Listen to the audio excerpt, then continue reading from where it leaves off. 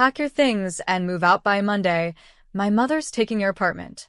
That was how my morning started, with my husband, shouting in the doorway of the one-bedroom Los Angeles apartment that I'd rented long before we met. The place I paid $4,300 a month for, every cent from my work, not his. My name is Harper Lane, I'm 29. And if you think I was about to watch my life get stolen by people who'd never lifted a finger to build it, stay tuned. How do you stay calm when someone calls your independence temporary?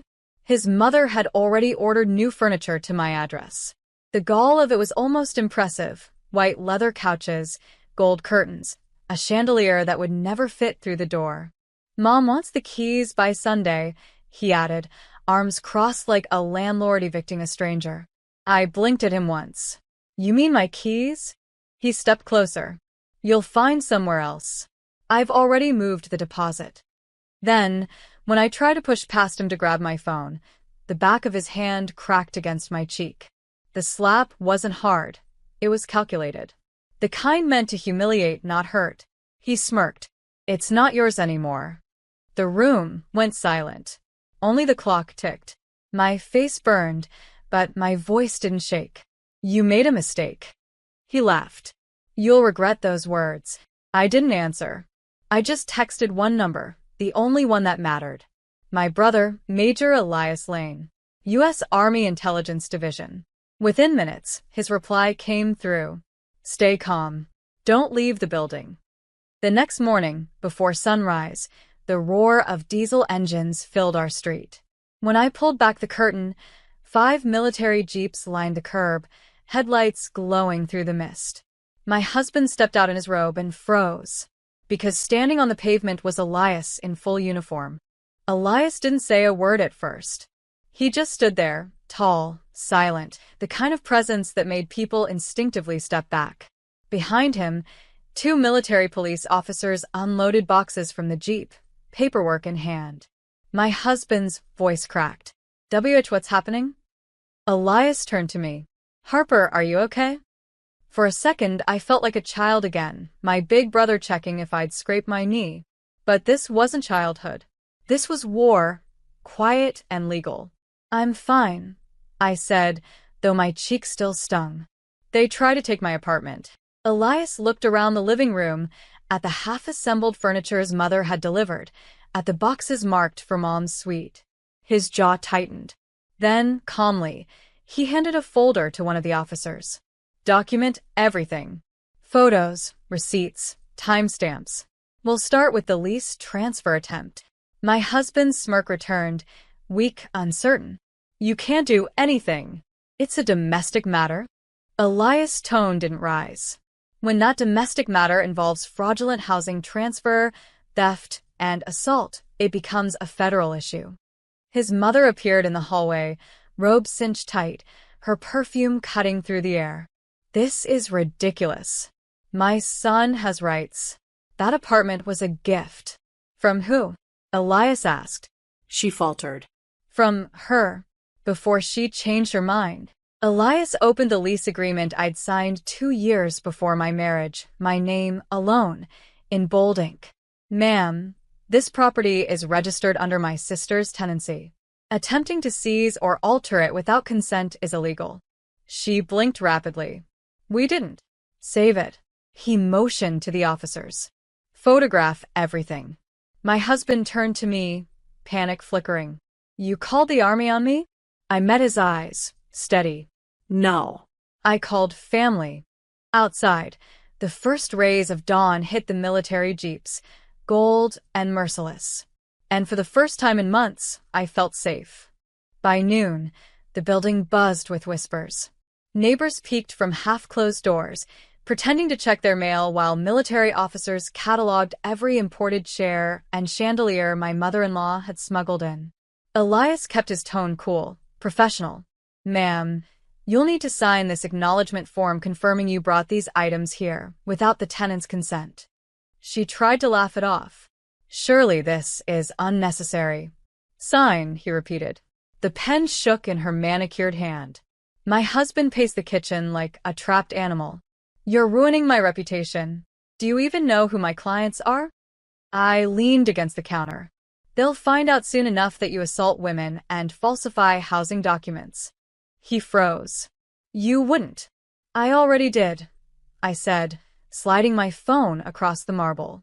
The video I'd recorded the night before, his slap, his threats, played at full volume. Elias had sent it directly to his legal liaison. Within an hour, 2 plainclothed detectives arrived to take statements. My husband's voice trembled as he tried to explain how a simple family misunderstanding had escalated. The officer only raised an eyebrow. Meanwhile, Elias sat with me by the window. I've already called a friend in the property division, he said quietly. They'll fast-track your protection order. He won't come near this place again. I nodded, exhaling a breath I didn't know I'd been holding. Outside, the jeeps began to roll away. My husband stood in the street, shouting something about lawyers and unfair treatment, but his voice was swallowed by the engines. Elias turned to me. Want me to stay tonight? I smiled faintly. No. You've done enough. I can finally sleep without checking the lock twice. When the last jeep disappeared, silence returned. Not the tense kind, but the healing kind. For the first time, my apartment felt mine again. The next morning, sunlight streamed through the blinds, catching on the torn pieces of the eviction notice I'd ripped up the night before. My face still ached faintly, but my chest felt light. I brewed coffee, poured it into my favorite chipped mug, and stood in the quiet hum of my reclaimed space. The world outside moved as if nothing had happened, but my world had changed completely. At 10 a.m., Elias called. You'll see something on the news, he said, his tone unreadable. On the local broadcast, a reporter stood outside my apartment building. Authorities responded yesterday to a domestic dispute involving an attempted illegal lease transfer and alleged assault. Military investigators assisted due to the involvement of an active service officer's family. They blurred my face, but not his. My husband's name ran across the ticker, along with his firm's name, the same firm that marketed itself as Integrity in Property Management.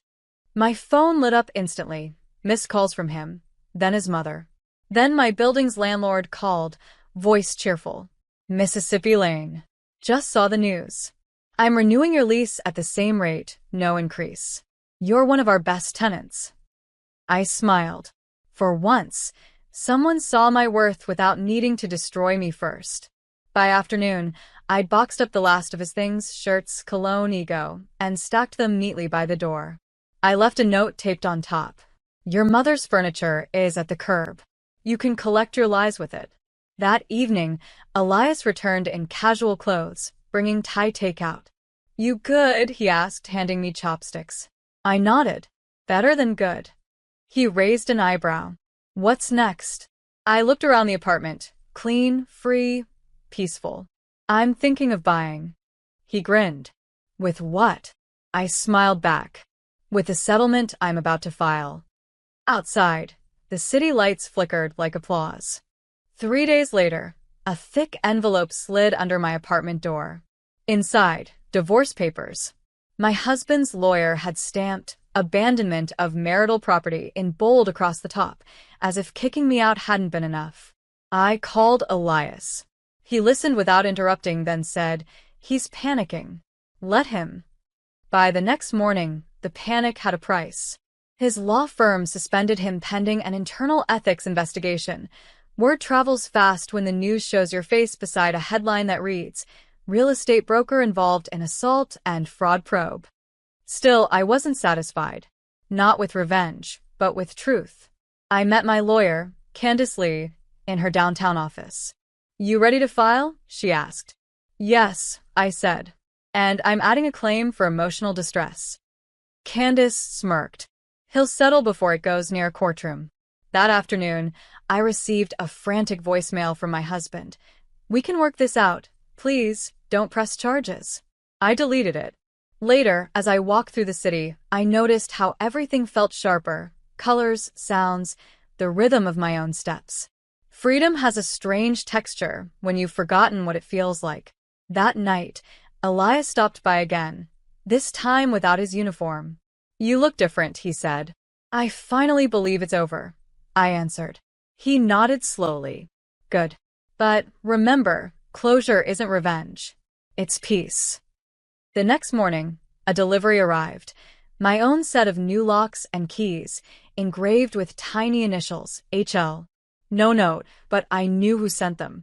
I replaced the locks myself.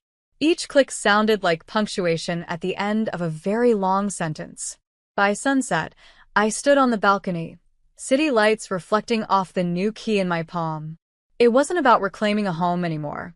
It was about reclaiming me. The following week, my attorney called. Harper, you might want to sit down, she said, barely suppressing a smile. She forwarded me a confidential memo, his firm's official statement. We have terminated Mr. Randall Cole effective immediately following verified reports of fraud and misconduct. Fraud. That word rang like music. I hadn't said a single public word. I didn't have to. The truth had done the work for me. Meanwhile, social media was tearing him apart. A video leaked from the night of the confrontation. Neighbors had filmed military jeeps parked outside our building, the scene looking like a government raid. The clip had over 3 million views with captions like, "Don't mess with a soldier's sister." Elias called, laughing. "You're trending." I exhaled, half amused, half overwhelmed. That's the last thing I wanted. Maybe not, he said, but it's the kind of justice that finds people who think they're untouchable. That evening, as I walked home from a client meeting, I saw the light from my apartment glowing warm through the windows.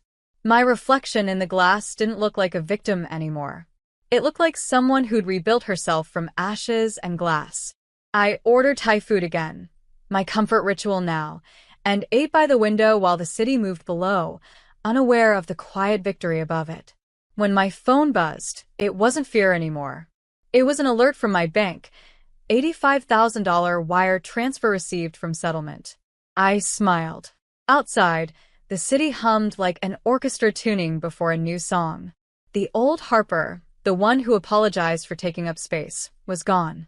In her place stood a woman who understood her worth and would never let anyone rewrite her story again. The settlement hit my account on a Thursday morning, quiet and clean, no courtroom, no public statement, just a digital notification that closed an ugly chapter.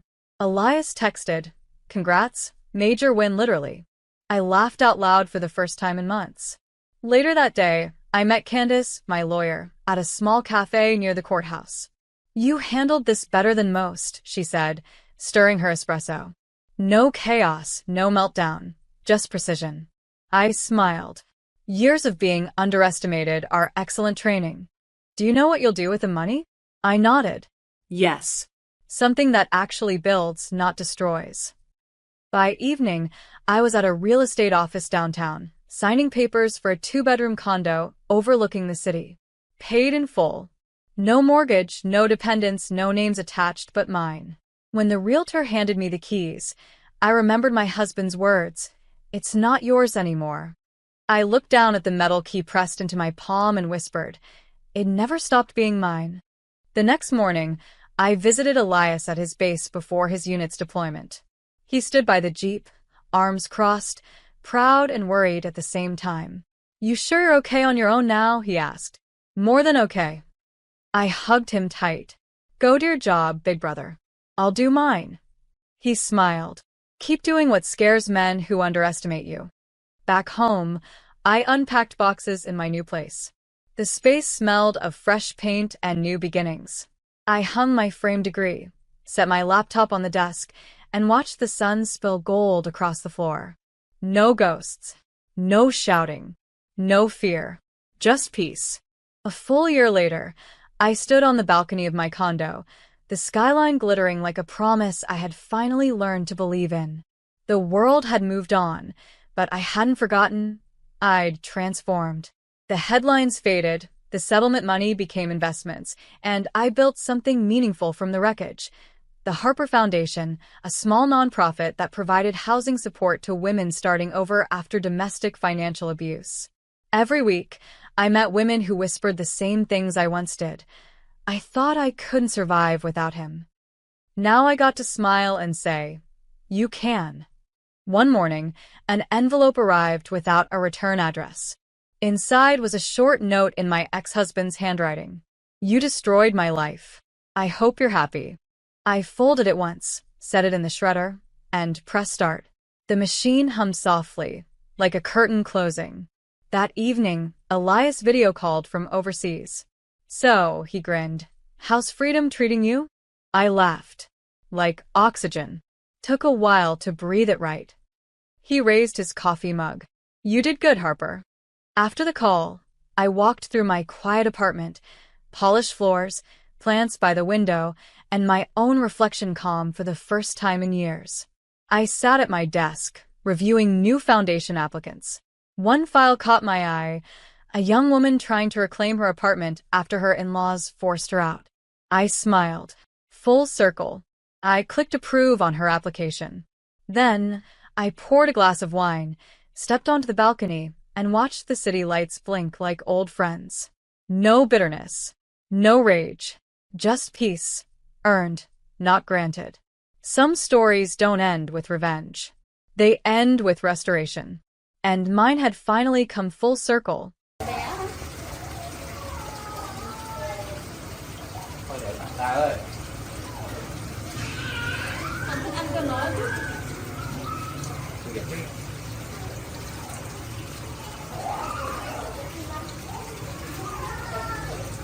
Ba con đường thẳng